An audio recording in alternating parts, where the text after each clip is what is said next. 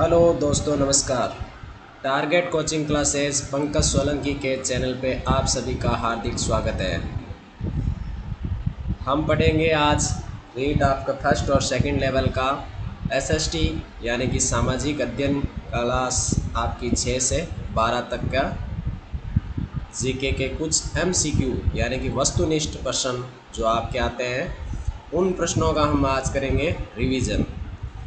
ये प्रश्न आपके हैं हमारा अतीत से संबंधित, जो आपका राजस्थान अध्ययन की किताब का चैप्टर है हमारा अतीत, यानी कि जो प्रेजेंट या अभी फ़िलहाल हाल ही में देखा जाए तो आपके एनसीईआरटी की जो बुक है उसमें आपका क्लास 6 का चैप्टर यानी कि हमारा अतीत कैसा था, उससे बनने वाले क्वेश्चन किस प्रकार से आएंगे। तो रीट के कुछ क्वेश्चन एमसीक्यू के हम आज तैयारी करेंगे। उन प्रश्नों का हम आज कर रहे हैं रिवीजन। तो देखिए, प्रश्न नंबर आपका है फर्स्ट।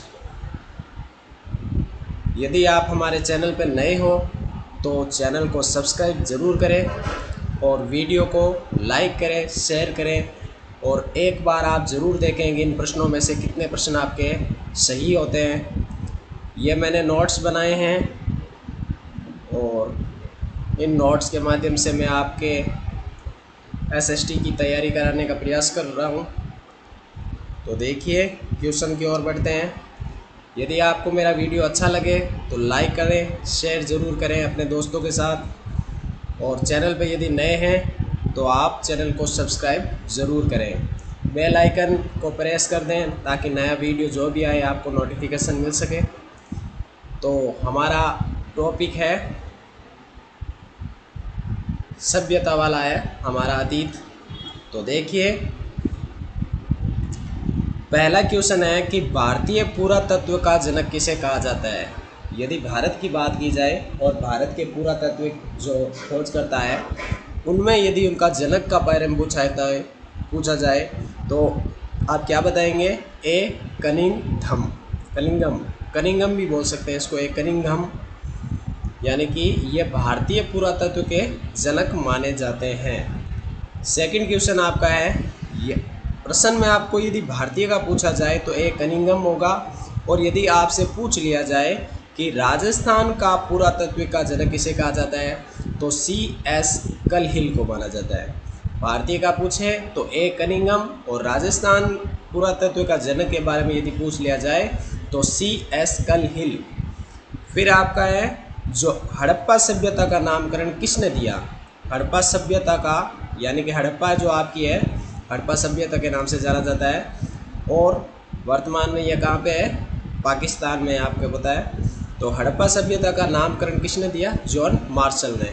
और इसकी खोज के बारे में यदि पूछा जाए तो आपको पता है दयाराम साहनी जो है आपके इसके माने जाते हैं। नेक्स्ट क्वेश्चन की ओर बढ़ते हैं। स्वतंत्रता के बाद सिंधु घाटी सभ्यता के सर्वाधिक स्थल कहाँ पर मिले थे। स्वतंत्रता के बाद सिंधु घाटी सभ्यता का, तो सिंधु घाटी सभ्यता के सर्वाधिक जो स्थल मिले थे वो गुजरात में आपके धोलावीरा, सुरकोटड़ा, ये अलग अलग जो स्थान थे वहाँ पर उनके क्या मिले हैं, कुछ अवशेष भी मिले हैं। नेक्स्ट क्वेश्चन आपका, कितने पुरुषार्थों का संबंध मनुष्य के सांसारिक जीवन से माना जाता है। जो पुरुषार्थ होते हैं मनुष्य के सांसारिक जीवन में, तो आपको सांसारिक जीवन से पूछा जाए पुरुष के, मनुष्य के, तो आप बताएंगे उसमें 3। बैलगाड़ी व इक्का गाड़ी के अवशेष कहाँ पर प्राप्त हुए। तो बैलगाड़ी व इक्का गाड़ी के अवशेष आपके चनहुदड़ों से प्राप्त हुए। तो नेक्स्ट क्वेश्चन की ओर आगे बढ़ते हैं। यदि आपको वीडियो अच्छा लगे तो लाइक करते रहना, एक बार लाइक ज़रूर कर दें।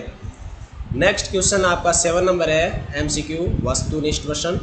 दीनहीन वस्तु के नाम से किस सभ्यता स्थल माना जाता है या कहा जाता है। दीनहीन बस्ती, जहाँ पर कुछ अवशेष के आधार पर इसको नाम पड़ा था दीनहीन, यानी कि कैसी स्थिति के आधार पर। तो ये आपकी सभ्यता है कालीबंगा सभ्यता। कालीबंगा सभ्यता नेक्स्ट आपका प्रश्न है, खेलों का मैदान किस स्थल को कहा जाता है? तो धोलावीरा नाम की जो जगह है उसे क्या कहा जाता है? खेलों का मैदान कहा जाता है। नेक्स्ट प्रश्न की ओर आगे बढ़ते हैं, जिसमें आपको प्रश्न कह रहा है कि सिंधु घाटी साम्राज्य को तीसरी राजधानी कहा जाता है। किसको? सिंधु घाटी साम्राज्य को तीसरी राजधानी कहा जाता है। किसको कहा जाता है? तो कालीबंगा को कहा जाता है। वैसे यदि आपसे पूछ लिया जाए कि कालीबंगा वर्तमान में कहाँ पे है, तो आप बताएंगे हनुमानगढ़, यानी कि राजस्थान में हनुमानगढ़ में कालीबंगा है। और यदि आपसे क्वेश्चन में पूछ लिया जाए कि राजस्थान में सिंधु घाटी सभ्यता के प्रमुख स्थल कौन कौन से माने जाते हैं, तो राजस्थान में सिंधु घाटी सभ्यता के कालीबंगा और पीलीबंगा, ये दो स्थान कालीबंगा और पीलीबंगा है जो कि राजस्थान के सिंधु घाटी सभ्यता के प्रमुख स्थल माने जाते हैं। कालीबंगा में यदि आपसे पूछ लिया जाए कि विशेष क्या है, यानी कि कालीबंगा जो सभ्यता है, तो कालीबंगा के जहाँ खुदाई हुई थी हनुमानगढ़ में, वहाँ पे क्या मिले थे? वहाँ के अवशेष में या प्रमुख मिले थे आपके काले रंग की चूड़ियाँ या जुते हुए खेत, और क्या थे वहाँ पर? यदि आपसे पूछा जाए तो आप बता भी सकते हैं कि सर्वप्रथम भूकंप के अवशेष भी आपको मिले थे। और सिंधु जो आपका प्रश्न बना था कि सिंधु सभ्यता की तीसरी राजधानी किसने कहा था, यह भी आपका एक क्वेश्चन बनता है कालीबंगा के क्वेश्चन में, कि जो आपका क्वेश्चन नंबर था ना 9 नंबर, सिंधु घाटी साम्राज्य को तीसरी राजधानी कहा जाता है किसे? कालीबंगा को। और ये तीसरी राजधानी का नाम किसने दिया, यदि आपसे ये भी पूछ ले तो आप बताएंगे डॉक्टर दशरथ शर्मा जी, यानी कि डॉक्टर दशरथ शर्मा ने कालीबंगा को तीसरी राजधानी का नाम दिया था। नेक्स्ट क्वेश्चन की ओर बढ़ते हैं। मोहनजोदड़ो स्थित है, कहाँ पर है मोहनजोदड़ो? वर्तमान में मोहनजोदड़ो है पाकिस्तान में। और मोहनजोदड़ो का यदि स्थल का नाम किसने दिया था, तो आप बता सकते हैं इनके नामकरण में राखलदास बनर्जी ने। ठीक है। यदि आपसे ये भी पूछ लिया जाए कि मोहनजोदड़ो की खुदाई में क्या विशेष है या उसका पता चला था, तो क्या है? तो मोहनजोदड़ो को दूसरे भाषा में यदि बोला जाए या दूसरे शब्द के आधार पर बोला जाए तो इसे मुर्दों का टीला बोला जाता था। और क्या हुआ था? इस स्थल पर कई बार उत्थान और पतन का, यानी कि बने थे, मिटा दिया गया था, वापस पुनः निर्माण किया गया था। और यहाँ पर यदि देखा जाए तो विशाल स्नानागार और अन्न का, यानी कि भंडारण भी मोहनजोदड़ो में मिलता है। नेक्स्ट क्वेश्चन की ओर बढ़ते हैं। आपसे क्वेश्चन में यदि पूछ लिया जाए कि सैंधवकालीन स्थलों में 6 सबसे बड़े नगरों में शामिल कौन कौन से हैं, तो आप बताइए 6 सबसे बड़े नगरों में, तो उनके नाम आपको पता होना चाहिए। सैंधवकालीन यानी कि क्या होते हैं? सैंधवकालीन जो सभ्यता होती है सिंधु से संबंधित है, तो उसमें पहला है मोहनजोदड़ो, दूसरा है हड़प्पा, गणवारीवाला, धोलावीरा, राखीगढ़ और कालीबंगन। तो ये 6 नाम हैं वो सैंधवकालीन स्थलों में सबसे बड़े नगरों में माने जाते हैं। नेक्स्ट है कालीबंगा प्रथम के नाम से किसे जाना जाता है? कालीबंगा प्रथम के नाम से, तो एक स्थान का नाम है सोनथी, और जो कि कहाँ पर है? बीकानेर में स्थित है। कालीबंगा प्रथम के नाम से जिसे माना जाता है वो है, जगह का नाम है सोनथी, और हाल ही में वो कहाँ है? बीकानेर में। नेक्स्ट क्वेश्चन 14 नंबर, प्राचीन भारत का टाटा नगर किसे कहा जाता है या किसे कहते हैं? प्राचीन भारत का टाटा नगर, तो रेड नाम का स्थान है जो कि हाल ही में कहाँ है? टोंक में स्थित है रेड, जिसे टाटा नगर के नाम से जाना जाता है। जैन धर्म के 23वें तीर्थंकर कौन हुए थे? जैन धर्म से यदि संबंधित पूछ लिया जाए कि 23वें तीर्थंकर कौन थे, तो पार्श्वनाथ, और उनका प्रतीक चिन्ह सर्पफण था। प्रतीक चिन्ह के बारे में भी क्वेश्चन बन सकता है। नेक्स्ट क्वेश्चन की ओर यदि हम बढ़ते हैं तो आपसे पूछ लिया जाता है कि महावीर स्वामी का जन्म कब हुआ था। तो महावीर स्वामी का जन्म 599 ईसा पूर्व में हुआ था। यहाँ से आपके एक क्वेश्चन ये भी बन सकता है कि विक्रम संवत का आरंभ, तो वो क्वेश्चन आपके यदि आपसे ऐसे पूछ लिया जाए कि विक्रम संवत का आरंभ कब माना जाता है, तो 57 ईसा पूर्व, और महावीर स्वामी का जन्म 599 ईसा पूर्व में होता। ग्राम का जब मुखिया होता है उसे किस नाम से जाना जाता है या उसे क्या कहलाता है। ग्राम का जो मुखिया होता है वो ग्रामणी के नाम से जाना जाता है। नेक्स्ट क्वेश्चन आपका 18 नंबर, गायत्री मंत्र किस देवता को समर्पित है। जो हिंदू धर्म में आपके गायत्री मंत्र होता है वो किस देवता को समर्पित है, तो सवित्र को। नेक्स्ट क्वेश्चन आपका, वैदिक काल में शिक्षा का माध्यम कौन सी भाषा थी। वैदिक काल जो चला रहा था उसमें शिक्षा का माध्यम में कौन सी भाषा का उपयोग किया जाता था, तो संस्कृत भाषा या इसे पाक भाषा के नाम से भी जाना जाता है। नेक्स्ट क्वेश्चन आपका, आर्यों का मुख्य व्यवसाय क्या माना जाता है। तो आर्यों का 2 प्रकार का व्यवसाय माना जाता था। उसमें आपको प्राथमिकता के आधार पर बताना है कि प्रथम वो पशु पालते थे और दूसरा कृषि करते थे। तो याद रखना है, प्रथम पशुपालन और द्वितीय कृषि। यदि क्वेश्चन इसमें से बना दिया जाए कि आर्यों का प्रथम व्यवसाय क्या था, तो प्रथम व्यवसाय में यदि पूछा जाए तो पशुपालन होगा। और यदि आपसे यहाँ से पूछ लिया जाए कि आर्यों का मुख्य व्यवसाय के आधार पर दूसरा व्यवसाय कौन सा था, तो आप बताएंगे कृषि। यहाँ पे आप पहला कृषि नहीं बता सकते। नेक्स्ट है, वंश मंडल किसे कहा जाता है।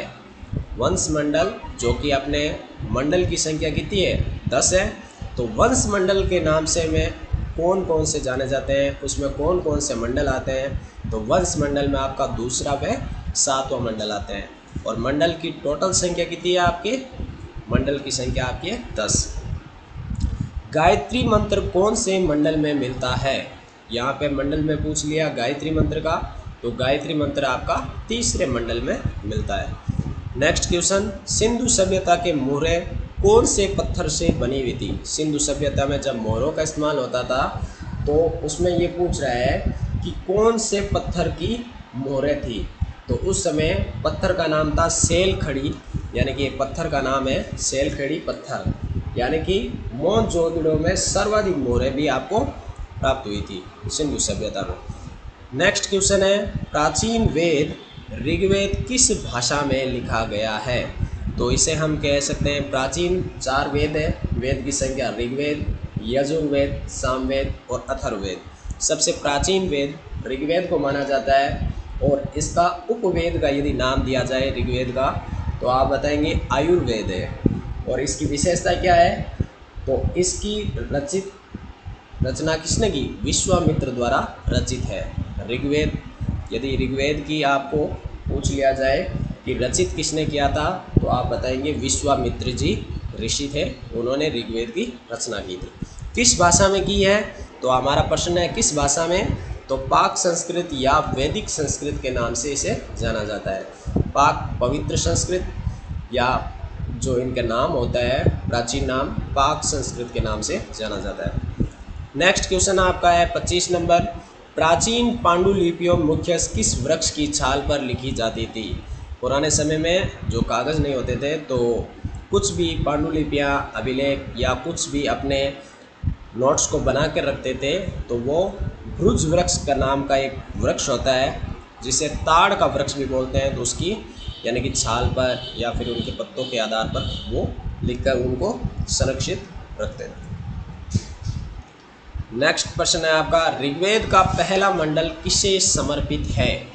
तो ऋग्वेद जो आपको बताया था, ऋग्वेद का जो पहला मंडल है वो किस ऋषि को समर्पित है, तो इनका नाम है अंगरा ऋषि को। ठीक है, नेक्स्ट क्वेश्चन की ओर बढ़ते हैं, किस वेद को वात्स्ययनी संहिता कहा जाता है।